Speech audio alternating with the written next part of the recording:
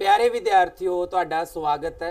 अज का जिहड़ा साडा टॉपिक रहेगा पीएस टैट ते ईटीटी सैकेंड पेपर वास्ते, जिंदे विच असीं तुहाडे नाल विचार चर्चा जिहड़ी है सांझे पद्धर दे उत्ते करांगे, जिंदे विच है अखर बोध ते वर्ण बोध, उन्हां बारे विचार चर्चा असीं तुहाडे नाल सांझी करांगे। अखर बोध ते वर्ण बोध दे विच अज दे इस अध्याय दे विच असीं जो तुहाडे नाल गल करांगे, उन्हां दे विच जिहड़ी गल होएगी पूर्ण तौर उत्ते स्वरां बारे अते व्यंजना बारे होएगी। स्वरां ते व्यंजना दा वर्गीकरण, जो कि एक महत्वपूर्ण जिहड़ा प्रश्न है, जो कि पेपर दे विच हर साल इहदे विचों तकरीबन जिहड़े 5 ਤੋਂ 6 क्वेश्चन जिहड़े है पुछे जाते रहे ने। तां इस करके ये सांझे तौर दे उत्ते विद्यार्थियों नूं पूर्ण तौर उत्ते इस दे बारे जानकारी होनी बहुत जरूरी है। अज दे इस अध्याय दे विच ਅਸੀਂ सब तो पहला गल करांगे भी अखर ਜਾਂ वर्ण बोध किस नूं कहंदे आ। तां प्यारे विद्यार्थियों, व्याकरण का सब तो पहला भाग, जे असीं व्याकरण के 4 भागां दे विचों सब तो पहले भाग की गल करिए तां पंजाबी दे विच सब तो पहला भाग जिहड़ा है वो वर्ण जां अखर बोध हुंदा है, जो कि भाषा की जां व्याकरण की सब तो पहली इकाई मन्नी जाती है, जिस दे राहीं अखरां लगा मात्रा ते लगाखरां दे नियमां बारे जानकारी मिलती है। ਤਾਂ ਜਦੋਂ ਵੀ ਸਕੂਲੀ ਪੱਧਰ ਦੇ ਉੱਤੇ ਵੀ ਵਿਦਿਆਰਥੀ ਨੂੰ ਪੜ੍ਹਾਇਆ ਜਾਂਦਾ ਹੈ ਤਾਂ ਸਭ ਤੋਂ ਪਹਿਲਾਂ ਵਿਦਿਆਰਥੀ ਜਿਹੜਾ ਹੈ ਉਹਨਾਂ ਅੱਖਰ ਤੇ ਵਰਣਮਾਲਾ ਦੇ ਨਾਲ ਧੁਨੀਆਂ ਦੇ ਉਚਾਰਨ ਦਾ ਨਿਯਮ ਵੀ ਜਿਹੜਾ ਹੈ ਪੂਰਨ ਤੌਰ ਉੱਤੇ ਸਿੱਖਦਾ ਹੈ। ਤਾਂ ਇਸ ਪ੍ਰਕਿਰਿਆ ਨੂੰ ਅਸੀਂ ਅੱਖਰ ਜਾਂ ਵਰਨ ਬੋਧ ਦੀ ਪ੍ਰਕਿਰਿਆ ਵੀ ਆਖਦੇ ਹਾਂ। ਬੋਲਣ ਵੇਲੇ ਤਾਂ ਅਸੀਂ ਉਹੀ ਬੋਲੀ ਦੀਆਂ ਧੁਨੀਆਂ ਦਾ ਉਚਾਰਨ ਕਰਦੇ ਹਾਂ, ਆਪਣੇ ਭਾਵਾਂ ਨੂੰ ਪ੍ਰਗਟ ਕਰ ਲੈਂਦੇ ਹਾਂ, ਪਰ ਲਿਖਣ ਦੇ ਲਈ ਉਹਨਾਂ ਆਵਾਜ਼ਾਂ ਨੂੰ ਕੁਝ ਚਿੰਨ੍ਹਾਂ ਦੇ ਰਾਹੀਂ ਪ੍ਰਗਟ ਕੀਤਾ ਜਾਂਦਾ ਹੈ। ਜਿਹੜੇ ਚਿੰਨ੍ਹ ਵਰਤੇ ਜਾਂਦੇ ਨੇ ਉਹਨਾਂ ਨੂੰ ਅਸੀਂ ਪੰਜਾਬੀ ਦੇ ਵਿੱਚ ਵਰਨ ਜਾਂ ਅੱਖਰਾਂ ਦੇ ਇਕੱਠ ਨੂੰ ਬੋਲੀ ਦੀ ਲਿਪੀ ਵੀ ਕਿਹਾ ਜਾਂਦਾ ਹੈ। ਤਾਂ ਜਿਹੜੇ ਬੋਲ ਅਸੀਂ ਆਮ ਤੌਰ ਦੇ ਉੱਤੇ ਇੱਕ ਦੂਜੇ ਨਾਲ ਆਪਣੇ ਵਿਚਾਰ ਸਾਂਝੇ ਕਰਨ ਲਈ ਵਰਤਦੇ ਹਾਂ, ਕਿਉਂਕਿ ਇੱਕ ਮਨੁੱਖ ਤੇ ਪਸ਼ੂ ਦੇ ਵਿੱਚ ਅੰਤਰਾਲ ਹੈ, ਜਿਹੜਾ ਅੰਤਰ ਹੈ ਉਹ ਇੱਕ ਭਾਸ਼ਾ ਕਰਕੇ ਹੈ। ਪਸ਼ੂਆਂ ਦੇ ਅੰਦਰ ਫੀਲਿੰਗਸ ਨੇ, ਮਨੋਭਾਵਨਾਵਾਂ ਹੁੰਦੀਆਂ ਨੇ, ਤੇ ਉਸੇ ਤਰ੍ਹਾਂ ਨਾਲ ਮਨੁੱਖ ਦੇ ਅੰਦਰ ਸੰਚਾਰੀ ਭਾਵ ਜਿਹੜੇ ਨੇ ਸਮੇਂ-ਸਮੇਂ ਤੋਂ ਉਜਾਗਰ ਹੁੰਦੇ ਨੇ। ਉਹ ਆਪਣੇ ਮਨੋਭਾਵਾਂ ਨੂੰ ਇੱਕ ਦੂਜੇ ਨਾਲ ਸਾਂਝਾ ਕਰਨ ਵਾਸਤੇ ਜਿਨ੍ਹਾਂ ਚਿੰਨ੍ਹਾਂ ਦੀ ਵਰਤੋਂ ਕਰਦਾ ਹੈ, ਉਹਨਾਂ ਚਿੰਨ੍ਹਾਂ ਦੇ ਵਿੱਚ ਵਰਨ ਅੱਖਰ ਨੇ। ਉਹਨਾਂ ਨੂੰ ਜਦੋਂ ਲਿਖਤੀ ਰੂਪ ਦਿੰਦਾ ਤਾਂ ਲਿਖਤੀ ਰੂਪ ਦੇਣ ਵੇਲੇ ਬਹੁਤ ਸਾਰੇ ਨਿਯਮ ਜਿਹੜੇ ਨੇ ਅੰਤਰਾਲ ਰੱਖੇ ਜਾਂਦੇ ਨੇ, ਜਿਨ੍ਹਾਂ ਨੂੰ ਲਿਪੀ ਕਿਹਾ ਜਾਂਦਾ ਹੈ। ਲਿਪੀ ਨੂੰ ਅੰਗਰੇਜ਼ੀ ਦੇ ਵਿੱਚ ਸਕ੍ਰਿਪਟ ਬੋਲਦੇ ਨੇ ਤੇ ਪੰਜਾਬੀ ਦੇ ਵਿੱਚ ਲਿਪੀ ਕਿਹਾ ਜਾਂਦਾ ਹੈ। ਤਾਂ ਇਸੇ ਤਰ੍ਹਾਂ ਰੋਮਨ ਭਾਸ਼ਾ 'ਚ ਲੈਟਰ ਸ਼ਬਦ ਜਿਹੜਾ ਵਰਤਿਆ ਜਾਂਦਾ ਹੈ। ਤਾਂ ਵਰਨ ਬੋਧ ਜਾਂ ਅੱਖਰ ਬੋਧ, ਵਰਨ ਸ਼ਬਦ ਜਿਹੜਾ ਸੰਸਕ੍ਰਿਤ ਭਾਸ਼ਾ ਦੇ ਵਿੱਚੋਂ ਆਇਆ, ਪੰਜਾਬੀ ਦੇ ਵਿੱਚ ਇਸ ਨੂੰ ਅੱਖਰ ਬੋਧ ਦਾ ਗਿਆਨ ਵੀ ਕਿਹਾ ਜਾਂਦਾ ਹੈ, ਜਿਸ ਦੇ ਵਿੱਚ ਅਸੀਂ ਪੂਰਨ ਤੌਰ ਤੇ ਅੱਖਰਾਂ ਦੀ ਬਣਾਵਟ, ਅੱਖਰਾਂ ਦੀ ਵਰਤੋਂ, ਲਗਾ ਮਾਤਰਾ ਤੇ ਲਗਾਖਰਾਂ ਦੇ ਬਾਰੇ ਜਾਣਕਾਰੀ ਜਿਹੜੀ ਹੈ ਪ੍ਰਾਪਤ ਕਰਦੇ ਹਾਂ, ਜਿਸ ਨੂੰ ਅਸੀਂ ਅੱਖਰ ਜਾਂ ਵਰਨ ਬੋਧ ਵੀ ਆਖਦੇ ਹਾਂ। ਤਾਂ ਇਸ ਤਰ੍ਹਾਂ ਨਾਲ ਜਿਵੇਂ ਅੰਗਰੇਜ਼ੀ ਦੀ ਲਿਪੀ ਰੋਮਨ ਹੈ, ਅਸੀਂ ਸਾਰੇ ਜਾਣਦੇ ਹਾਂ ਵਿਦਿਆਰਥੀਓ कि अंग्रेजी भाषा की जिहड़ी लिपि है वो रोमन है, तो हिंदी की लिपि जिहड़ी है देवनागरी है। देवनागरी नाम जिहड़ा है कित्थों पिया, क्योंकि जिस समय दे विच संस्कृत लिपि की वरतों हुंदी सी, संस्कृत भाषा की, जो कि सब तो प्राचीन भाषा सी, उस तरह हिंदी की जिहड़ी लिपि है देवनागरी देवां दे नगर की भाषा करके, देवां दे नगर की लिपि करके जानिया जाता सी। तां देवां ने वरतन योग बनाया, जिंदे करके इसका नाम देवनागरी लिपि प्रचलित होया। इस तरह नाल पंजाबी भाषा लिखण विच गुरमुखी लिपि है। गुरमुखी नाम जिहड़ा है ये गुरुआं वल्लों वरती जाण करके इसका नाम गुरमुखी पिया।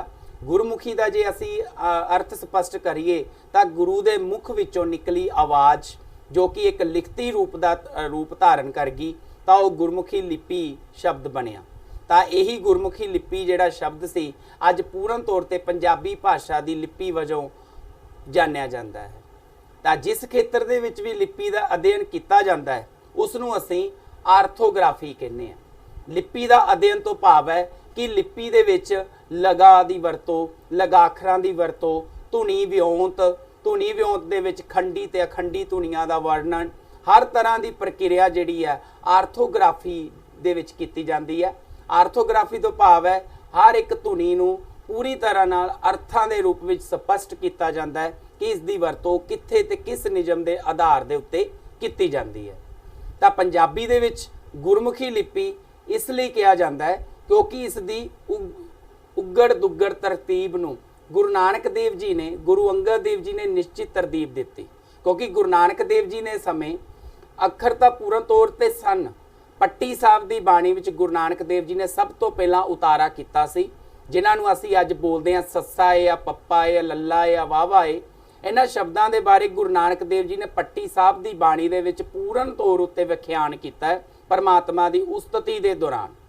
पर गुरु अंगद देव जी ने इन्हां अखरां नूं एक तरतीब दे विच जोड़ दिता, निजमबंद तरतीब विच जोड़न करके ये साडे कोल सत्तू पांजा 35 सत्तू पांजा 35 तो भाव जिवें 35 अखरी भी असीं बोलते हैं इसनूं, तो सत्तू पांजा 35 किस तरह नाल बनी, मतलब टोटल 7 लाइनां ने ते हर एक लाइन दे विच किन्ने अखर ने 5, तां जिंदे करके पंजाबी पुरातन पंजाबी लिपि दे अखर जिन्ने सी वो 35 वजों जाने जाते सन, जिहदे करके इसनूं 35 अखरी भी कहा जाता है।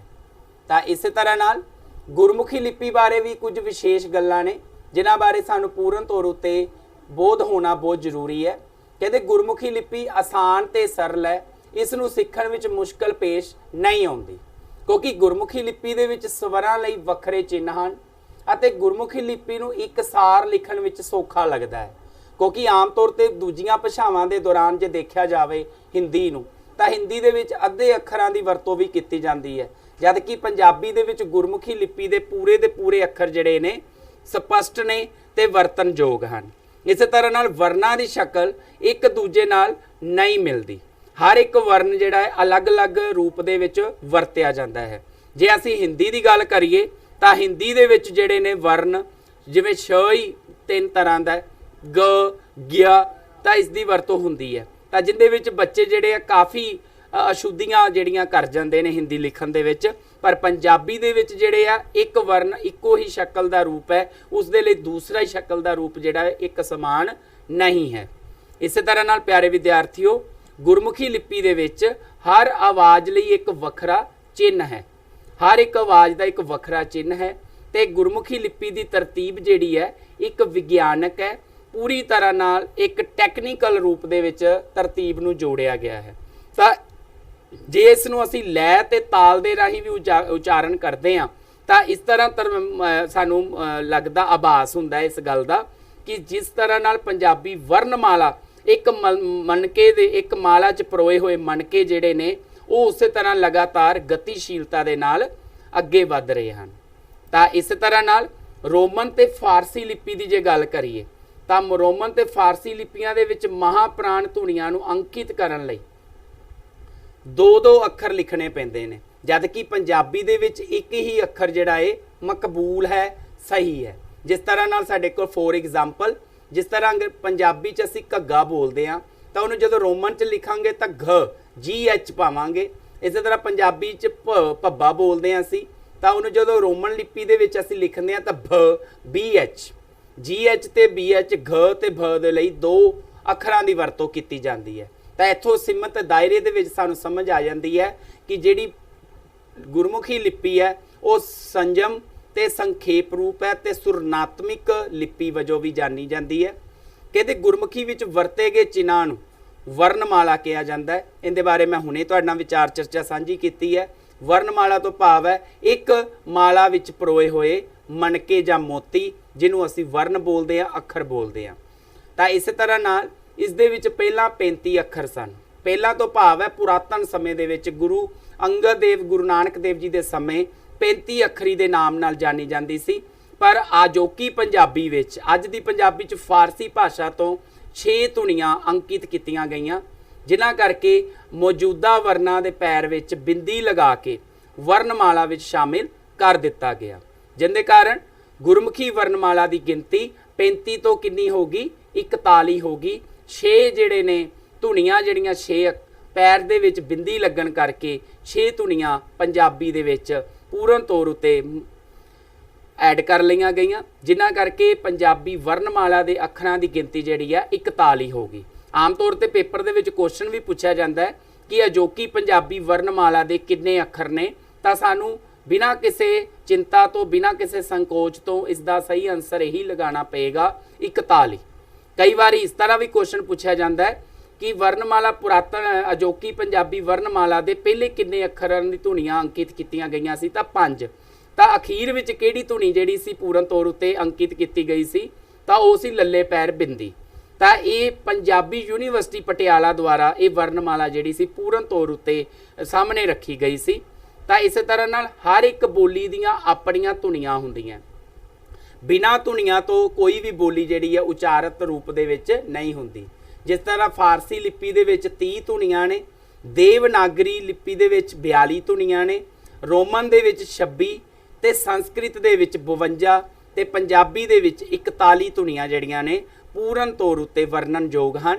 तो ये मोस्ट इंपोर्टेंट क्वेश्चन है सारे विद्यार्थियों वास्ते, क्योंकि किसी भी तरह नाल पेपर दे विच क्वेश्चन पूछा भी जा सकता है कि फारसी लिपि दीयां धुनियां जां देवनागरी लिपि जां रोमन लिपि दीयां धुनियां किन्नियां ने, तो उन्हां बारे भी सानूं खास तौर उत्ते पता होना बहुत जरूरी है। हुण असीं गल करांगे वर्णमाला दी तरतीब दी। तां ये जो तुसीं देख रहे हो स्क्रीन दे उत्ते, ये तरतीबवार वर्णमाला दे अखर ने। तां इहदे विच असीं जदों वर्णमाला दे अखरां नूं देखदे हां तां हरेक अखर जिहड़ा पूर्ण तौर उत्ते एक सुर ते लय दे विच बंधिया होया है। पूर्ण तौर उत्ते जिहड़े ने 35 अखर ने राड़े तक। तां हर एक लाइन दे विच 5 अखर ने, तां टोटल 7 लाइनां बनदियां ने, जिहदे करके 7 5 35। ते फारसी ते अरबी दीयां होर भाषावां दीयां आवाज़ां वास्ते इस दे विच 5 अखर थल्ले बिंदी लगदी है। तां 5 अखरां दे थल्ले बिंदी लगी किन्हां दे थल्ले, ओ स दे पैर बिंदी च छ, ख दे पैर बिंदी च ख, गग्गे दे पैर दे बिंदी च ग, जज्जे दे पैर च बिंदी च ज, फफे दे पैर दे बिंदी विच फ। ते लास्ट दे उत्ते लल्ले पैर बिंदी जिहड़ी सी पूर्ण तौर उत्ते पंजाबी दे विच मंजूर कर ली गई, जिंदे करके इस दे टोटल जिहड़े कुल जिहड़ियां धुनियां बन गईयां 41।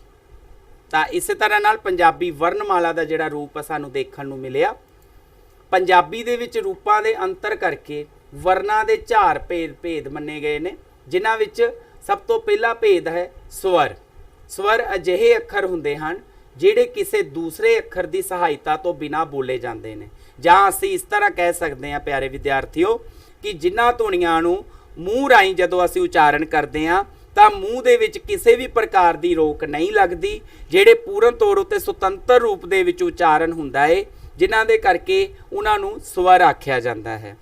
तां उचारण अंग की सहायता दे सिद्धा गले दे विचों ही हुंदा है। इसका उचारक जिहड़ा सहायक है वह गले दे विचों ही हुंदा है। हवा बिल्कुल स्पर्शता तो बाहर निकलती है, तो इन्हां स्वरां दा उचारण पंजाबी दे सुरां दा उजागर हुंदा है।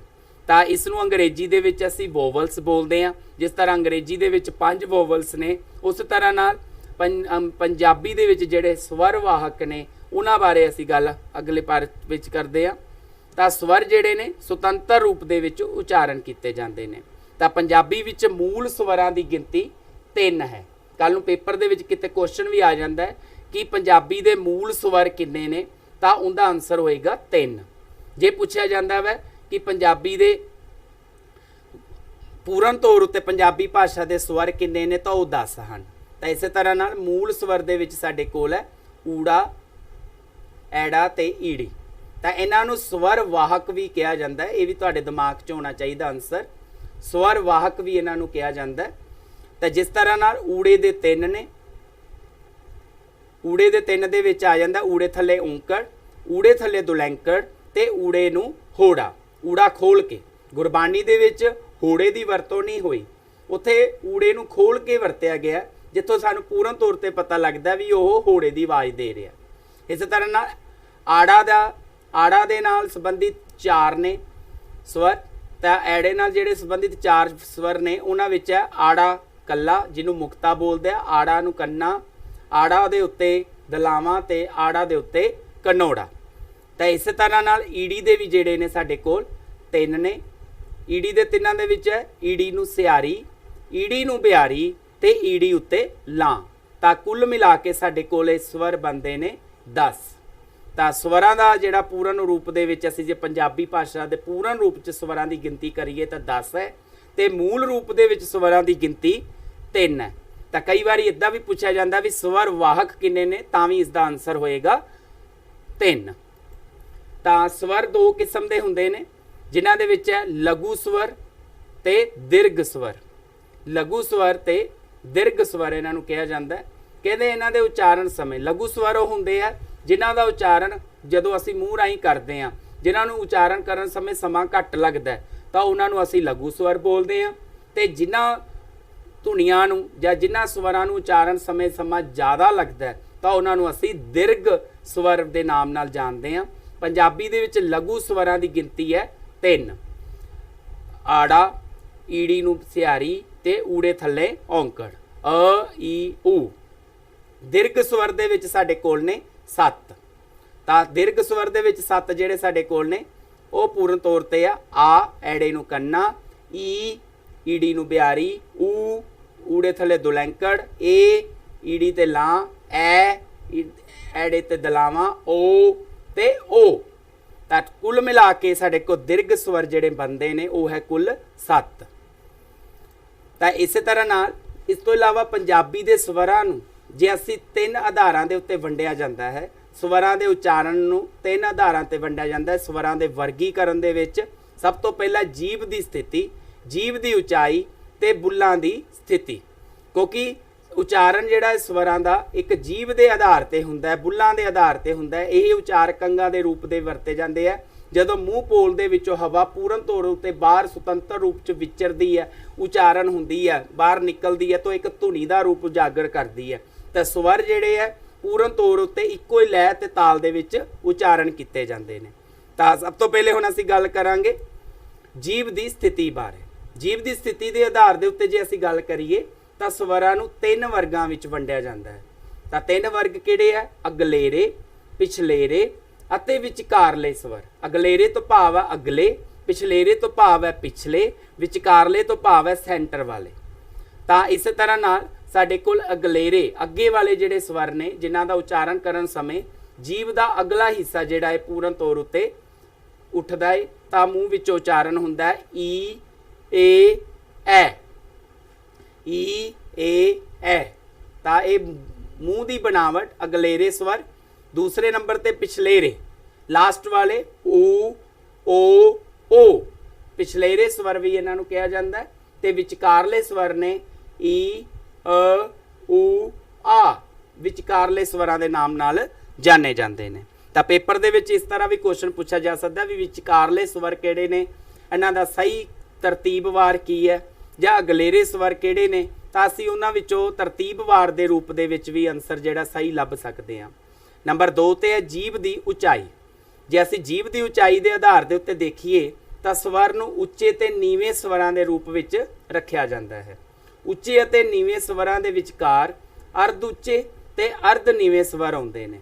ਅਰਧ ਉੱਚੇ ਤੋਂ ਭਾਵ ਹੈ ਵੀ ਜਿਹਦੇ ਨਾਲ ਜੀਭ ਉੱਪਰ ਨੂੰ ਵੀ ਨਹੀਂ ਜਾਂਦੀ, ਸੈਂਟਰ 'ਚ ਹੀ ਰਹਿੰਦੀ ਹੈ।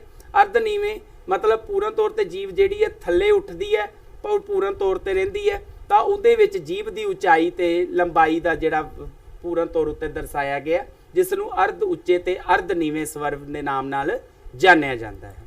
ਤਾਂ ਪਿਆਰੇ ਵਿਦਿਆਰਥੀਓ, ਉੱਚੇ ਸਵਰ ਦੇ ਵਿੱਚ ਹੈ ਸਾਡੇ ਕੋਲ ਈ ਊ, ਅਰਧ ਉੱਚੇ ਈ ਊ, ਅਰਧ ਨੀਵੇਂ ਏ ਅ ਓ, ਤੇ ਉਸ ਤੋਂ ਨੀਵੇਂ ਜਿਹੜੇ ਨੇ ਐ ਆ ਓ। ਤਾਂ ਪੂਰਨ ਤੌਰ ਉੱਤੇ ਵਿਦਿਆਰਥੀਆਂ ਨੂੰ ਇਹਨਾਂ ਦਾ ਪੂਰਨ ਤੌਰ ਤੇ ਬੋਧ ਹੋਣਾ ਬਹੁਤ ਜ਼ਰੂਰੀ ਹੈ। ਉੱਚੇ ਸਵਰ, ਅਰਧ ਉੱਚੇ, ਅਰਧ ਨੀਵੇਂ ਤੇ ਨੀਵੇਂ ਸਵਰ। ਤਾਂ ਇਸੇ ਤਰ੍ਹਾਂ ਨਾਲ ਬੁੱਲਾਂ ਦੀ ਸਥਿਤੀ। ਹੁਣ 3 ਨੰਬਰ ਦੇ ਉੱਤੇ ਬੁੱਲਾਂ ਦੀ ਸਥਿਤੀ ਦਾ ਆਧਾਰ ਜਿਹੜਾ ਹੈ ਪੰਜਾਬੀ ਦੇ 10 ਸਵਰਾਂ ਨੂੰ ਗੋਲਾਈਦਾਰ ਤੇ ਗੋਲਾਈ ਰਹਿਤ ਸਵਰਾਂ ਵਿੱਚ ਵੰਡਿਆ ਜਾਂਦਾ ਹੈ। ਗੋਲਾਈਦਾਰ ਤੇ ਗੋਲਾਈ ਰਹਿਤ ਤੋਂ ਭਾਵ ਕੀ ਹੈ? ਗੋਲਾਈ ਤੋਂ ਭਾਵ ਹੈ ਕਿ ਜਦੋਂ ਅਸੀਂ ਇਹਨਾਂ ਦਾ ਉਚਾਰਨ ਕਰਦੇ ਹਾਂ ਸਵਰਾਂ ਦਾ ਤਾਂ ਸਾਡੇ ਜਿਹੜੇ ਬੁੱਲ ਨੇ ਉਹਨਾਂ ਦੀ ਸਥਿਤੀ ਕਿੱਦਾਂ ਦੀ ਹੋ ਜਾਂਦੀ ਹੈ, ਉਹ ਬੁੱਲਾਂ ਦਾ ਆਕਾਰ ਕਿੱਦਾਂ ਦਾ ਹੋ ਜਾਂਦਾ ਹੈ। ਤਾਂ ਗੋਲਾਈਦਾਰ ਤੋਂ ਭਾਵ ਹੈ ਬੁੱਲ ਗੋਲ ਹੋ ਜਾਂਦੇ ਨੇ ਤੇ ਮੂੰਹ ਵਿੱਚੋਂ ਹਵਾ ਬਾਹਰ ਨਿਕਲਦੀ ਹੈ ਇੱਕ ਸਵਰ ਦਾ ਰੂਪ ਉਚਾਰਨ ਕਰਕੇ। ਤਾਂ ਉਸ ਸਮੇਂ ਕਿਹੜੇ ਕਿਹੜੇ ਨੇ ਉਚਾਰਨ ਕਰਨ ਦੇ ਨਾਲ ਸਵਰ ਜਿਹੜੇ ਮੂੰਹ ਨੂੰ ਗੋਲ ਕਰ ਦਿੰਦੇ ਨੇ, ਗੋਲਾਈਦਾਰ ਸਵਰ ਵੀ ਕਿਹਾ ਜਾਂਦਾ ਹੈ। ਊ ਊ ਓ ਓ, ਊ ਊ ਓ ਓ, ਜਿਸ ਦੇ ਨਾਲ ਸਾਡਾ ਜਿਹੜਾ ਮੂੰਹ ਹੈ, ਮੂੰਹ ਦੇ ਵਿੱਚ ਪੂਰਨ ਤੌਰ ਉੱਤੇ ਜਿਹੜੇ ਲਿਪਸ ਸਾਡੇ ਬੁੱਲ ਨੇ ਪੂਰਨ ਤੌਰ ਉੱਤੇ ਗੋਲ ਆਕਾਰ ਦੇ ਵਿੱਚ ਤਬਦੀਲ ਹੋ ਜਾਂਦੇ ਨੇ ਤੇ ਗੋਲਾਈਦਾਰ ਸਵਰ ਕਹਾਉਂਦੇ ਨੇ। ਤੇ ਜਿਹੜੇ ਗੋਲਾਈ ਰਹਿਤ ਨੇ ਉਹਨਾਂ ਵਿੱਚ ਹੈ ਈ, ਏ, ਐ, ਈ, ਆ, ਜਿਨ੍ਹਾਂ ਨੂੰ ਅਸੀਂ ਗੋਲਾਈ ਰਹਿਤ ਸਵਰ ਆਖਦੇ ਹਾਂ। ਗੋਲਾਈਦਾਰ ਸਵਰਾਂ ਦੇ ਉਚਾਰਨ ਸਮੇਂ ਬੁੱਲਾਂ ਦੀ ਸ਼ਕਲ ਜਿਹੜੀ ਹੈ ਇੱਕ ਗੋਲ ਆਕਾਰ ਦੇ ਰੂਪ ਦੇ ਵਿੱਚ ਦੇਖਣ ਨੂੰ ਮਿਲਦੀ ਹੈ। ਤਾਂ ਇਹ ਸੀ ਪਿਆਰੇ ਵਿਦਿਆਰਥੀਓ ਤੁਹਾਡੇ ਲਈ ਬਹੁਤ ਹੀ ਮਹੱਤਵਪੂਰਨ ਸਵਰਾਂ ਬਾਰੇ ਵਿਚਾਰ ਚਰਚਾ। ਪੰਜਾਬੀ ਸਵਰਾਂ ਨੂੰ ਉਪਰੋਕਤ ਤੋਂ ਇਲਾਵਾ ਉਚਾਰਨ ਦਾਇਰੇ ਦੇ ਆਧਾਰ ਤੇ ਵੀ ਬਾਹਰਲੇ ਗੁੱਟ ਦੇ ਸਵਰਾਂ ਅਤੇ ਅੰਦਰਲੇ ਗੁੱਟ ਦੇ ਸਵਰਾਂ ਦੇ ਵਿੱਚ ਵੀ ਵੰਡਿਆ ਜਾ ਸਕਦਾ ਹੈ। ਬਾਹਰਲੇ ਗੁੱਟ ਦੇ ਸਵਰ ਤੇ ਅੰਦਰਲੇ ਗੁੱਟ ਦੇ ਸਵਰ, ਜਿਨ੍ਹਾਂ ਨੂੰ ਅਸੀਂ ਲਘੂ ਸਵਰ ਅੰਦਰਲੇ ਗੁੱਟ ਨੂੰ ਕਹਿੰਦੇ ਆ, ਤੇ ਦੀਰਘ ਸਵਰ ਜਿਹੜੇ ਨੇ ਉਹਨਾਂ ਨੂੰ ਅਸੀਂ ਬਾਹਰਲੇ ਗੁੱਟ ਦੇ ਸਵਰ ਵੀ ਕਹਿੰਦੇ ਆ। ਤਾਂ ਜਿਨ੍ਹਾਂ ਬਾਰੇ ਅਸੀਂ ਪਹਿਲਾਂ ਵੀ ਗੱਲ ਕਰ ਚੁੱਕੇ ਆ। ਲਘੂ ਸਵਰ ਜਿਨ੍ਹਾਂ ਨੂੰ ਉਚਾਰਨ 'ਚ ਸਮਾਂ ਘੱਟ ਲੱਗਦਾ ਹੈ, ਈ, ਊ, ਜਿਨ੍ਹਾਂ ਨੂੰ ਅੰਦਰਲੇ ਗੁੱਟ ਸਵਰ ਵੀ ਕਿਹਾ ਜਾਂਦਾ ਹੈ, ਤੇ ਜਿਨ੍ਹਾਂ ਸਵਰਾਂ ਨੂੰ ਉਚਾਰਨ 'ਚ ਸਮਾਂ ਵੱਧ ਲੱਗਦਾ ਹੈ, ਈ, ਏ, ਐ, ਆ, ਓ, ਓ, ਤਾਂ ਇਹਨਾਂ ਨੂੰ ਅਸੀਂ ਬਾਹਰਲੇ ਗੁੱਟ ਦੇ ਸਵਰ ਦੇ ਨਾਮ ਨਾਲ ਵੀ ਜਾਣਦੇ ਹਾਂ। ਤਾਂ ਹੁਣ ਅਸੀਂ ਗੱਲ ਕਰਦੇ ਹਾਂ ਪੂਰਨ ਤੌਰ ਉੱਤੇ ਗੁਰਮੁਖੀ ਲਿਪੀ ਦੀ ਵਰਣਮਾਲਾ ਨੂੰ 8 ਵਰਗਾਂ ਦੇ ਵਿੱਚ ਵੰਡਿਆ ਗਿਆ ਹੈ ਕ੍ਰਮ ਅਨੁਸਾਰ। ਤਾਂ ਗੁਰਮੁਖੀ ਲਿਪੀ ਦੇ ਵਰਣਮਾਲਾ ਨੂੰ 8 ਵਰਗਾਂ 'ਚ ਕਿਸ ਤਰ੍ਹਾਂ ਨਾਲ ਵੰਡਿਆ ਗਿਆ? ਤਾਂ ਮੁੱਖ ਵਰਗ ਦੇ ਰੂਪ ਦੇ ਵਿੱਚ ਜੇ ਅਸੀਂ ਗੱਲ ਕਰੀਏ ਤਾਂ ਇਸ ਤਰ੍ਹਾਂ ਨਾਲ ਊੜਾ, ਐੜਾ ਤੇ ਈੜੀ ਇਹ ਹੋ ਗਏ ਸਾਡੇ ਪੂਰਨ ਉੱਤੇ ਮੂਲ ਸਵਰ, ਊੜਾ, ਐੜਾ ਤੇ ਈੜੀ। ਸੱਸੇ ਤੋਂ ਲੈ ਕੇ ਲੱਲੇ ਪੈਰ ਬਿੰਦੀ ਤੱਕ ਜਿਹੜੇ ਨੇ ਸਾਡੇ ਕੋਲ ਪੂਰਨ ਤੌਰ ਉੱਤੇ ਵਿਅੰਜਨ ਦੇ ਰੂਪ ਵਿੱਚ ਵਿਚਰਦੇ ਹਨ। ਤਾਂ ਇਹਨਾਂ ਨੂੰ ਵੱਖਰੇ ਵੱਖਰੇ ਵਰਗਾਂ 'ਚ ਵੰਡਿਆ ਗਿਆ। ਕ ਵਰਗ, ਚ ਵਰਗ, ਟ ਵਰਗ, ਤ ਵਰਗ, ਪ ਵਰਗ ਤੇ ਅੰਤਮ ਵਰਗ ਤੇ ਨਵੀਨ ਵਰਗ। ਤਾਂ ਨਵੀਨ ਵਰਗ ਜਿਹੜਾ ਇਹ ਫਾਰਸੀ ਧੁਨੀਆਂ ਨਾਲ ਸੰਬੰਧਿਤ ਹੈ। ਪੇਪਰ 'ਚ ਕਈ ਵਾਰੀ ਕੁਐਸਚਨ ਪੁੱਛਿਆ ਜਾਂਦਾ ਹੈ।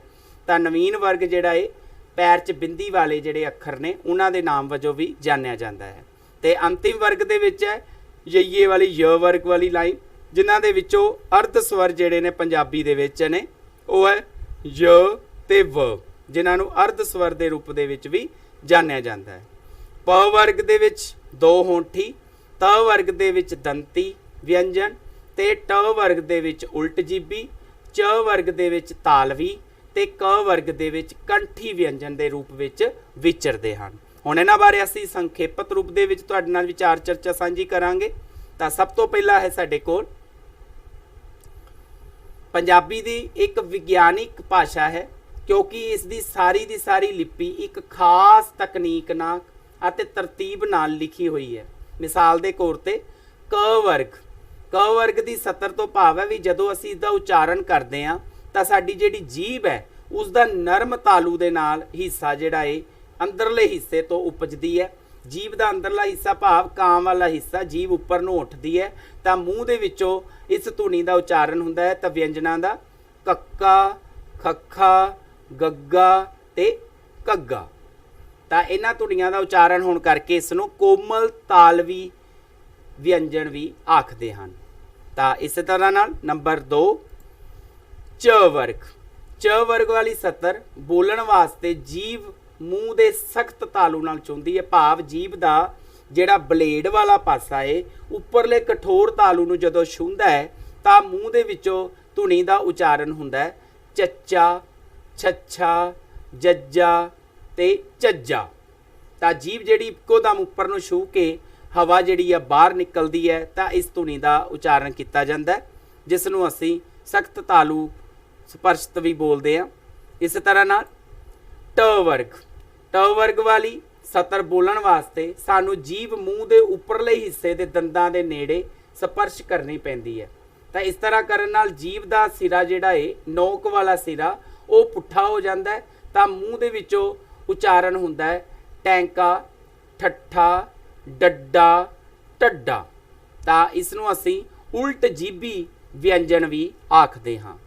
ਤਾਂ ਇਸ ਤਰ੍ਹਾਂ ਨਾਲ ਪਿਆਰੇ ਵਿਦਿਆਰਥੀਓ ਤ ਵਰਗ ਵਾਲੀ ਸਤਰ ਜੋ ਕਿ ਜੀਭ ਦੀ ਨੋਕ ਵਾਲਾ ਹਿੱਸਾ ਦੰਦਾਂ ਦੇ ਉੱਪਰਲੇ ਦੰਦਾਂ ਦੇ ਅੰਦਰਲੇ ਪਾਸੋਂ ਜੀਭ ਜਿਹੜੀ ਹੈ ਉੱਪਰਲੇ ਦੰਦਾਂ ਦੇ ਅੰਦਰਲੇ ਪਾਸੋਂ ਜਿਹੜੀ ਹੈ ਨੋਕ ਛੂੰਹਦੀ ਹੈ ਤਾਂ ਮੂੰਹ ਦੇ ਵਿੱਚੋਂ ਇੱਕੋ ਦਮ ਜਿਹੜੀ ਹੈ ਵਿਅੰਜਨ ਉਚਾਰਨ ਕੀਤੇ ਜਾਂਦੇ ਹੈ ਤੱਤਾ, ਥੱਥਾ, ਦੱਦਾ, ਤੱਦਾ।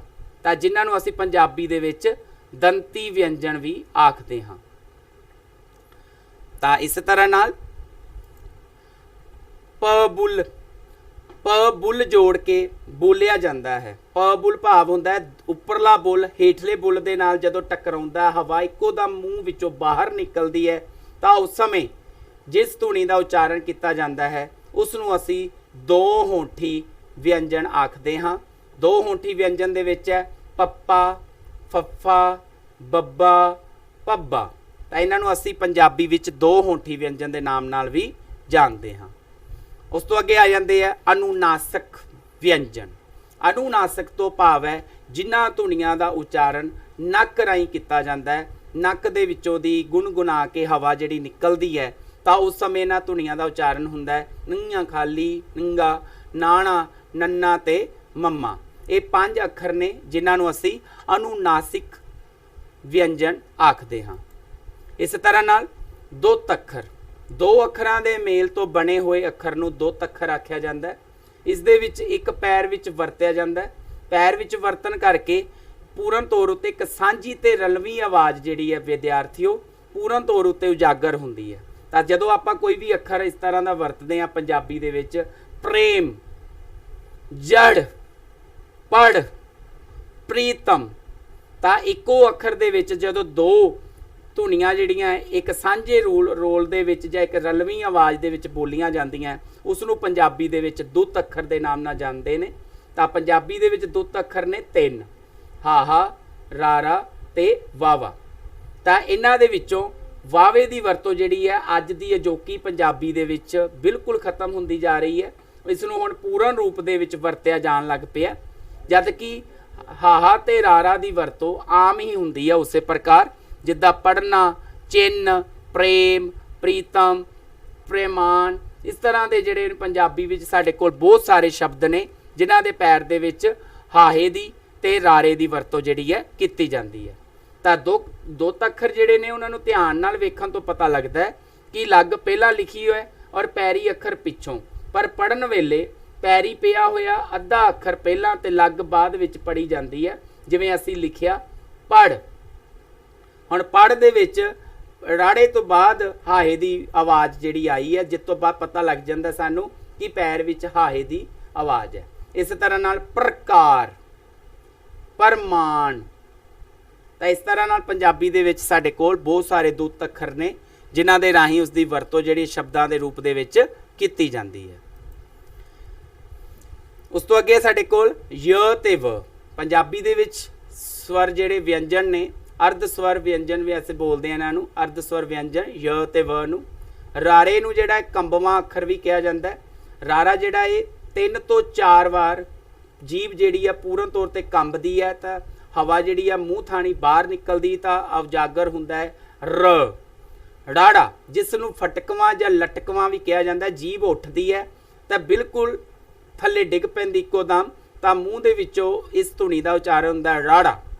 ਉਸ ਤੋਂ ਅੱਗੇ ਹੈ ਲੱਲੇ ਪੈਰ ਬਿੰਦੀ ਤੇ ਲੱਲਾ, ਜਿਸ ਨੂੰ ਪਾਸੇਦਾਰ ਧੁਨੀ ਵੀ ਪੂਰਨ ਤੌਰ ਉੱਤੇ ਕਿਹਾ ਜਾਂਦਾ ਤੇ ਪਾਰਸ਼ਵਿਕ ਧੁਨੀ ਵੀ ਆਖਿਆ ਜਾਂਦਾ ਹੈ। ਇਸੇ ਤਰ੍ਹਾਂ ਨਾਲ ਖੱਖੇ ਪੈਰ ਬਿੰਦੀ ਤੇ ਗੱਗੇ ਪੈਰ ਬਿੰਦੀ, ਜਿਸ ਨੂੰ ਕੰਠੀ ਧੁਨੀਆਂ ਕਿਹਾ ਜਾਂਦਾ। ਸੱਸੇ ਪੈਰ ਬਿੰਦੀ ਸ਼, ਯ ਤੇ ਯ, ਇਹਨਾਂ ਨੂੰ ਤਾਲਵੀ ਵਿਅੰਜਨ ਦੇ ਰੂਪ ਵਿੱਚ ਕਿਹਾ ਜਾਂਦਾ। ਲ, ਸ ਤੇ ਰ, ਜਿਨ੍ਹਾਂ ਨੂੰ ਦੰਤੀ ਵਿਅੰਜਨ ਵਜੋਂ ਜਾਣਿਆ ਜਾਂਦਾ। ਵ ਤੇ ਫ, ਹੋਂਠੀ ਵਿਅੰਜਨ। ਇਸੇ ਤਰ੍ਹਾਂ ਨਾਲ ਰਾੜਾ ਜਿਹੜਾ ਹੈ ਉਲਟ ਜੀਬੀ ਦੇ ਰੂਪ ਦੇ ਵਿੱਚ ਵੀ ਹੈ, ਤੇ ਹ ਜਿਹੜਾ ਹੈ ਸਵਰ ਜਾਂ ਸੁਰ ਜੰਤਰ ਦੇ ਰੂਪ ਵਿੱਚ ਵੀ ਜਾਣਿਆ ਜਾਂਦਾ ਹੈ। ਹਾਹੇ ਨੂੰ ਸੁਰ ਜੰਤਰ ਤਾਂ ਕਿਹਾ ਜਾਂਦਾ ਵਿਦਿਆਰਥੀਓ, ਜਿਸ ਤਰ੍ਹਾਂ ਨਾਲ ਜਦੋਂ ਅਸੀਂ ਹਾਹਾ ਬੋਲਦੇ ਹਾਂ ਤਾਂ ਜਿਹੜੇ ਸਾਡੇ ਗਲੋਟਸ ਨੇ, ਨਾਦ ਤੰਤੀਆਂ ਨੇ, ਉਹ ਇੱਕੋ ਦਮ ਖੁੱਲ ਜਾਂਦੀਆਂ ਨੇ, ਹਵਾ ਇੱਕੋ ਦਮ ਬਾਹਰ ਸਪਰਸ਼ ਰੂਪ ਦੇ ਵਿੱਚ ਨਿਕਲਦੀ ਹੈ, ਤਾਂ ਇਸ ਨੂੰ ਸੁਰ ਜੰਤਰੀ ਵਿਅੰਜਨ ਵੀ ਆਖਿਆ ਜਾਂਦਾ ਹੈ। ਡੱਕਵੇਂ ਵਿਅੰਜਨ, ਹਵਾ ਵਿੱਚੋਂ ਮੂੰਹ ਵਿੱਚੋਂ ਜਦੋਂ ਹਵਾ ਇੱਕੋ ਦਮ ਰੁਕ ਕੇ ਧੱਕੇ ਨਾਲ ਬਾਹਰ ਆਉਂਦੀ ਹੈ ਤਾਂ ਉਸ ਨੂੰ ਅਸੀਂ ਪੰਜਾਬੀ ਵਿੱਚ ਡੱਕਵੇਂ ਵਿਅੰਜਨ ਆਖਦੇ ਹਾਂ। ਡੱਕਵੇਂ ਵਿਅੰਜਨ ਦੇ ਰੂਪ ਦੇ ਵਿੱਚ ਸਾਡੇ ਕੋਲ 4 ਭਾਗ ਨੇ, ਸੰਘੋਸ਼, ਅਘੋਸ਼, ਮਹਾਪ੍ਰਾਣ ਤੇ ਅਲਪ ਪ੍ਰਾਣ। ਤਾਂ ਸਭ ਤੋਂ ਪਹਿਲੇ ਅਸੀਂ ਗੱਲ ਕਰਾਂਗੇ ਸੰਘੋਸ਼ ਬਾਰੇ।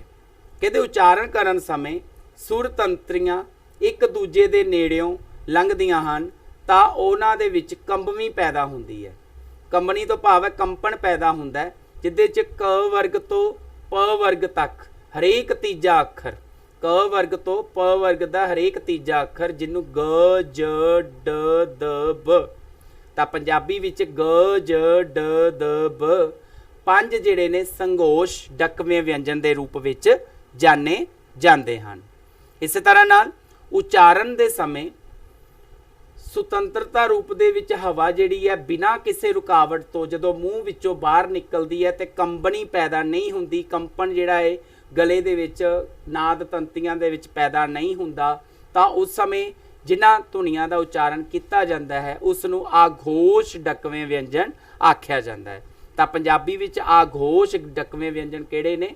ਕੱਕੇ ਵਰਗ ਤੋਂ ਪੱਪੇ ਵਰਗ ਤੱਕ ਪਹਿਲੇ ਦੋ ਅੱਖਰ, ਮਤਲਬ ਕੱਕਾ ਖੱਖਾ ਚੱਚਾ ਛੱਛਾ ਟੈਂਕਾ ਠੱਠਾ ਤੱਤਾ ਥੱਥਾ ਪੱਪਾ ਫੱਫਾ, ਤਾਂ ਕੁੱਲ ਮਿਲਾ ਕੇ ਸਾਡੇ ਕੋਲ ਆਘੋਸ਼ ਡਕਵੇਂ ਵਿਅੰਜਨ ਬਣਦੇ ਨੇ 10। ਇਸੇ ਤਰ੍ਹਾਂ ਨਾਲ ਮਹਾਪ੍ਰਾਣ ਡਕਵੇਂ ਵਿਅੰਜਨ, ਮਹਾਪ੍ਰਾਣ ਡਕਵੇਂ ਵਿਅੰਜਨ ਕਿਹਨਾਂ ਨੂੰ ਕਹਿੰਦੇ ਨੇ? ਇਹਨਾਂ ਦੇ ਉਚਾਰਨ ਸਮੇਂ ਹਵਾ ਅਧਿਕ ਫਰਾਟੇ ਵਾਂਗ ਤੋਂ ਭਾਵ ਹੁੰਦਾ ਇੱਕੋ ਦਮ ਹਵਾ ਜਿਹੜੀ ਹੈ ਤੇਜ਼ ਰਫ਼ਤਾਰ ਦੇ ਨਾਲ ਜਦੋਂ ਬਾਹਰ ਆਉਂਦੀ ਹੈ ਤਾਂ ਕ ਵਰਗ ਤੋਂ ਪ ਵਰਗ ਦੇ ਵਿੱਚ ਤੱਕ ਹਰੇਕ ਵਰਗ ਦਾ ਦੂਜਾ ਅੱਖਰ, ਮਤਲਬ ਕ ਤੋਂ ਲੈ ਕੇ ਪ ਵਰਗ ਤੱਕ ਦੇ ਦੂਜੇ ਅੱਖਰ ਵੇ ਉਹਨੂੰ ਮਹਾਪ੍ਰਾਣ ਡਕਵੇਂ ਵਿਅੰਜਨ ਆਖਿਆ ਜਾਂਦਾ ਹੈ, ਜਿਨ੍ਹਾਂ ਵਿੱਚ ਸਾਡੇ ਕੋਲ ਵਿਅੰਜਨ ਹੈ ਖ ਸ਼ ਠ ਥ ਵ ਫ। ਤਾਂ ਕੁੱਲ ਮਿਲਾ ਕੇ ਸਾਡੇ ਕੋਲ ਬਣਦੇ ਨੇ 5 ਮਹਾਪ੍ਰਾਣ ਡਕਵੇਂ ਵਿਅੰਜਨ। ਉਸੇ ਤਰ੍ਹਾਂ ਨਾਲ ਅਲਪ ਪ੍ਰਾਣ ਡਕਵੇਂ ਵਿਅੰਜਨ ਕਿਹੜੇ ਹੁੰਦੇ ਨੇ? ਜਿਨ੍ਹਾਂ ਦਾ ਉਚਾਰਨ ਕਰਨ ਸਮੇਂ ਹਵਾ ਘੱਟ ਬਾਹਰ ਆਉਂਦੀ ਹੈ, ਜਦ ਕਿ ਮਹਾਪ੍ਰਾਣ ਦੇ ਵਿੱਚ ਹਵਾ ਇੱਕੋ ਦਮ ਬਾਹਰ ਆਉਂਦੀ ਹੈ, ਅਲਪ ਪ੍ਰਾਣ ਦੇ ਵਿੱਚ ਹਵਾ ਬਹੁਤ ਘੱਟ ਬਾਹਰ ਆਉਂਦੀ ਹੈ, ਤੇ ਹਰੇਕ ਵਰਗ ਦਾ ਪਹਿਲਾ ਤੇ ਤੀਜਾ ਅੱਖਰ, ਜਿਸ ਤਰ੍ਹਾਂ ਨਾਲ ਕੱਕਾ ਤੇ ਗੱਗਾ, ਚੱਚਾ ਜੱਜਾ, ਟੈਂਕਾ ਡੱਡਾ, ਤੱਤਾ ਦੱਦਾ, ਪੱਪਾ ਬੱਬਾ, ਤਾਂ ਇਹਨਾਂ ਨੂੰ ਅਸੀਂ ਪੰਜਾਬੀ ਦੇ ਵਿੱਚ ਅਲਪ ਪ੍ਰਾਣ ਡਕਵੇਂ ਵਿਅੰਜਨ ਨਾਲ ਜਾਣਦੇ ਹਾਂ, ਜਿਨ੍ਹਾਂ ਦੀ ਕੁੱਲ ਗਿਣਤੀ ਹੈ ਪੰਜਾਬੀ ਵਿੱਚ 10। ਤਾਂ ਇਹ ਸੀ ਪਿਆਰੇ ਵਿਦਿਆਰਥੀਓ ਅਲਪ ਪ੍ਰਾਣ ਡਕਵੇਂ ਵਿਅੰਜਨ ਬਾਰੇ। ਹੁਣ ਅਸੀਂ ਗੱਲ ਕਰਾਂਗੇ ਅਡਕਵੇਂ ਵਿਅੰਜਨ। ਤਾਂ ਪੰਜਾਬੀ ਵਿੱਚ ਅਡਕਵੇਂ ਵਿਅੰਜਨ ਕਿਹੜੇ ਨੇ? ਨਾਸਕੀ ਵਿਅੰਜਨ ਕਹਿੰਦੇ ਜਿਹੜੇ ਮੂੰਹ ਪੋਲ ਤੇ ਕੋਮਲ ਤਾਲੂ ਬੰਦ, ਜਦੋਂ ਮੂੰਹ ਪੋਲ ਪੂਰਨ ਤੌਰ ਉੱਤੇ ਤੇ ਕੋਮਲ ਤਾਲੂ ਬੰਦ ਹੋ ਜਾਂਦਾ ਹੈ ਤਾਂ ਹਵਾ ਜਿਹੜੀ ਹੈ ਖਹਿ ਕੇ ਨੱਕ ਰਾਹੀਂ ਬਾਹਰ ਨਿਕਲਦੀ ਹੈ, ਤੇ ਜਦੋਂ ਖਹਿ ਕੇ ਨੱਕ ਰਾਹੀਂ ਧੁਨੀ ਬਾਹਰ ਨਿਕਲਦੀ ਹੈ ਤਾਂ ਉਹਦੇ ਲਈ ਮੂੰਹ ਦੇ ਵਿੱਚੋਂ ਉਚਾਰਨ ਹੁੰਦਾ ਨੱਕ ਵਿੱਚੋਂ ਅਨੁਨਾਸਕੀ ਵਿਅੰਜਨਾਂ ਦਾ, ਨੀਆਂ ਨਾਣਾ ਨਾਣਾ ਨੰਨਾ ਮੰਮਾ। ਇਸੇ ਤਰ੍ਹਾਂ ਨਾਲ ਪਾਰਸ਼ਵਿਕ ਜਿਹਨੂੰ ਅਸੀਂ ਪਾਸੇਦਾਰ ਵਿਅੰਜਨ ਵੀ ਬੋਲਦੇ ਹਾਂ, ਕਹਿੰਦੇ ਜੀਭ ਦੀ ਨੋਕ ਤਾਲੂ ਦੇ ਨਾਲ ਲੱਗਦੀ ਹੈ ਅਤੇ ਹਵਾ ਪਾਸਿਓਂ ਦੀ ਬਾਹਰ ਆਉਂਦੀ ਹੈ, ਤਾਲੂ ਦੇ ਨਾਲ ਲੱਗਣ ਕਰਕੇ ਹਵਾ ਪਾਸਿਓਂ ਦੀ ਬਾਹਰ ਆਉਂਦੀ ਹੈ, ਜਿਸ ਨੂੰ ਅਸੀਂ ਪਾਰਸ਼ਵਿਕ ਜਾਂ ਪਾਸੇਦਾਰ ਵਿਅੰਜਨ ਬੋਲਦੇ ਹਾਂ, ਲੱਲੇ ਪੈਰ ਬਿੰਦੀ ਤੇ ਲ। ਇਸੇ ਤਰ੍ਹਾਂ ਨਾਲ ਕੰਬਵਾਂ ਵਿਅੰਜਨ, ਜੀਭ ਦੀ ਨੋਕ ਦੰਦਾਂ ਨੂੰ ਝਟਕਾ ਦੇ ਕੇ ਜਾਂ ਇੱਕ ਕੰਬਣੀ ਪੈਦਾ ਕਰਕੇ, ਕੰਪਨ ਪੈਦਾ ਕਰਕੇ 3 ਵਾਰ ਉਹਨੂੰ ਛੂੰਹਦੀ ਹੈ ਤੇ ਇੱਕੋ ਦਮ ਜੀਭ ਜਿਹੜੀ ਹੈ ਥੱਲੇ ਡਿੱਗਦੀ ਹੈ, ਤਾਂ ਰ ਧੁਨੀ ਦਾ ਉਚਾਰਨ ਜਿਹੜਾ ਕੀਤਾ ਜਾਂਦਾ ਰ। 3 ਤੋਂ 4 ਵਾਰ ਜਿਹੜਾ ਇਹਦੇ 'ਚ ਇੱਕ ਕੰਪਣੀ ਪੈਦਾ ਹੁੰਦੀ ਹੈ, ਜਿਹਦੇ ਕਰਕੇ ਇਸ ਨੂੰ ਕੰਬਵਾਂ ਵਿਅੰਜਨ ਵੀ ਕਿਹਾ ਜਾਂਦਾ ਹੈ। ਤਾਂ ਇਹ ਹੈ ਪੰਜਾਬੀ ਦੇ ਅਡਕਵੇਂ ਵਿਅੰਜਨ। ਸੰਘਰਸ਼ੀ ਵਿਅੰਜਨ, ਸੰਘਰਸ਼ੀ ਵਿਅੰਜਨ ਸਾਹ ਉਚਾਰਨ ਅੰਗਾਂ ਨਾਲ ਰਗੜ ਕੇ ਲੰਘਦਾ ਹੈ, ਸਾਹ ਉਚਾਰਨ ਅੰਗਾਂ ਦੇ ਨਾਲ ਰਗੜ ਕੇ ਜਦੋਂ ਪੂਰਨ ਤੌਰ ਉੱਤੇ ਲੰਘਦਾ ਹੈ ਤਾਂ ਹਵਾ ਹੌਲੀ ਹੌਲੀ ਬਾਹਰ ਨਿਕਲਦੀ ਹੈ। ਜਦੋਂ ਅਸੀਂ ਬੋਲਦੇ ਹਾਂ ਫੱਫਾ ਜੱਜਾ ਸੱਸਾ ਛੱਛਾ ਗੱਗਾ, ਇਸ ਤਰ੍ਹਾਂ ਨਾਲ ਜਦੋਂ ਅਸੀਂ ਉਹਨਾਂ ਦਾ ਉਚਾਰਨ ਕਰਦੇ ਹਾਂ ਤਾਂ ਹਵਾ ਹੌਲੀ ਹੌਲੀ ਬਾਹਰ ਨਿਕਲਦੀ ਇੱਕ ਰੂਪ ਧੁਨੀ ਦਾ ਉਚਾਰਨ ਕਰਦੀ ਹੈ, ਤਾਂ ਉਹਨਾਂ ਨੂੰ ਅਸੀਂ ਸੰਘਰਸ਼ੀ ਵਿਅੰਜਨ ਦੇ ਨਾਮ ਨਾਲ ਜਾਣਦੇ ਹਾਂ। ਉਸ ਤੋਂ ਅੱਗੇ ਆ ਗਿਆ ਸਾਡੇ ਕੋਲ ਲਟਕਵਾਂ ਵਿਅੰਜਨ। ਜਦੋਂ ਜੀਭ ਤਾਲੂ ਨੂੰ ਛੋਹ ਕੇ ਝਟਕੇ ਨਾਲ ਹੇਠਾਂ ਡਿੱਗਦੀ ਹੈ ਜਾਂ ਫਰਾਟੇ ਨਾਲ ਥੱਲੇ ਡਿੱਗਦੀ ਹੈ ਤਾਂ ਉੱਥੋਂ ਜਿਹੜੀ ਧੁਨੀ ਦਾ ਉਚਾਰਨ ਹੁੰਦਾ ਹੈ ਉਸ ਨੂੰ ਅਸੀਂ ਬੋਲਦੇ ਫਟਕਵਾਂ ਵਿਅੰਜਨ। ਤਾਂ ਫਟਕਵਾਂ ਵਿਅੰਜਨ ਜਿਹੜਾ ਪੰਜਾਬੀ 'ਚ ਇੱਕੋ ਹੀ ਹੈ, ਰਾੜਾ। ਅੱਗੇ ਆ ਗਿਆ ਸਾਡੇ ਕੋਲ ਅਰਧ ਸਵਰ ਵਿਅੰਜਨ। ਤਾਂ ਪੰਜਾਬੀ ਦੇ ਵਿੱਚ ਅਰਧ ਸਵਰ ਵਿਅੰਜਨ ਦੇ ਰੂਪ 'ਚ ਜਾਣਿਆ ਜਾਂਦਾ ਯ ਤੇ ਵ ਨੂੰ। ਜ ਤੇ ਵ ਜਿਹੜੇ ਨੇ ਪੰਜਾਬੀ ਵਿੱਚ ਅਰਧ ਸਵਰ ਵਿਅੰਜਨ ਦੇ ਰੂਪ 'ਚ ਵਰਤੇ ਜਾਂਦੇ ਨੇ, ਜਦ ਕਿ ਇਹਨਾਂ ਨੂੰ ਜਿੱਦਾਂ ਪੁਰਾਣੇ ਸਮੇਂ ਦੇ ਵਿੱਚ ਲਿਖਦੇ ਸੀ ਯੁੱਗ, ਹੁਣ ਅੱਜ ਕੱਲ੍ਹ ਇਸ ਤਰ੍ਹਾਂ ਲਿਖਿਆ ਜਾਂਦਾ ਯੁੱਧ, ਹੁਣ ਇਸ ਤਰ੍ਹਾਂ ਲਿਖਿਆ ਜਾਂਦਾ ਜੱਜੇ ਦੇ ਯਈਏ ਦੀ ਥਾਂ ਜੱਜੇ ਦੀ ਵਰਤੋਂ ਹੋਣ ਲੱਗ ਪਈ ਹੈ। ਉਸੇ ਤਰ੍ਹਾਂ ਨਾਲ ਸੁਆਮੀ ਹੁਣ ਇਸ ਨੂੰ ਲਿਖਿਆ ਜਾਂਦਾ ਸਵਾਮੀ। ਤਾਂ ਇਸ ਤਰ੍ਹਾਂ ਨਾਲ ਪੰਜਾਬੀ ਦੇ ਵਿੱਚ ਵ ਦੀ ਵਰਤੋਂ ਜਿਹੜੀ ਵ ਤੇ ਬ ਜਿਹੜਾ ਇਹ ਦੁਆਬੀ ਭਾਸ਼ਾ ਦੇ ਰੂਪ 'ਚ ਵੀ ਸਾਨੂੰ ਉਪਭਾਸ਼ਾ ਦੇ ਰੂਪ 'ਚ ਵੇਖਣ ਨੂੰ ਮਿਲਦਾ। ਤਾਂ ਇਹ ਹੈ ਪੰਜਾਬੀ ਦੇ ਵਿੱਚ ਅਰਧ ਸਵਰ ਵਿਅੰਜਨ। ਤਾਂ ਇਹ ਸੀ ਪਿਆਰੇ ਵਿਦਿਆਰਥੀਓ ਅੱਜ ਤੁਹਾਡੇ ਰੂਬਰੂ ਪੂਰਨ ਤੌਰ ਉਤੇ ਪੰਜਾਬੀ ਦੀ ਵਰਨਮਾਲਾ ਦੇ ਵਿੱਚ ਤੁਹਾਡੇ ਨਾਲ ਵਿਚਾਰ ਚਰਚਾ ਸਾਂਝੀ ਕਰਦੇ ਹੋਏ ਅੱਜ ਦਾ ਅਧਿਆਇ ਇੱਥੇ ਹੀ ਸਮਾਪਤ ਹੁੰਦਾ ਹੈ। ਅਗਲੇ ਅਧਿਆਇ ਦੇ ਵਿੱਚ ਫਿਰ ਇਸੇ ਤਰ੍ਹਾਂ ਨਾਲ ਤੁਹਾਡੇ ਨਾਲ ਫਿਰ ਵਿਚਾਰ ਚਰਚਾ ਸਾਂਝੀ ਕਰਾਂਗੇ। ਅੱਜ ਦੇ ਲਈ ਧੰਨਵਾਦ।